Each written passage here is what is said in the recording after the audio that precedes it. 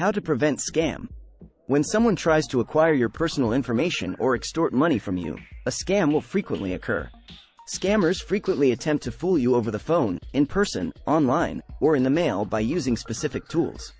You can take a variety of steps to be secure, protect your money, and keep your personal information private by avoiding scams.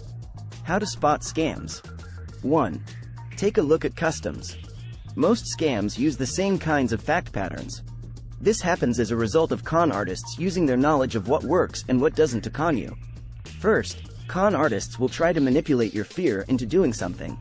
For instance, some con artists may claim that a family member has been arrested and needs money. Second, con artists will attempt to pressure you into making a rapid decision. The more time you give yourself to process what is taking place, the more probable it is that you won't end up a victim. 2. Identify well-known financial frauds. Scammers frequently repeat the same frauds in order to take advantage of human tendencies like fear and panic. It will be simpler to spot and stay away from typical scams if you can learn about the different kinds that exist.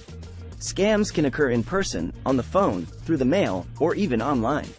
The most typical scams include advance fee scams, which happen when someone claims you have won the lottery or can invest in something for a little sum up front. People who claim to be raising money for a charitable cause often engage in charity scams. Once you make a donation, the con artists actually keep the money for themselves. Scams involving the Internal Revenue Service, IRS, in which con artists claim that you owe money in taxes or that they require personal information to verify that your taxes were filed correctly. These individuals seek for your personal information and money in an effort to take your identity. Phantom debt scams are committed when someone contacts you while posing as debt collectors. They'll yell at you, threaten you, and claim you owe money you don't. 3. Identify potential phishing frauds.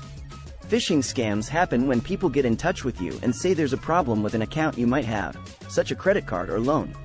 They will assure you that they can resolve the issue, but first they must confirm your personal data. They exploit your personal information to take your identity once they get it.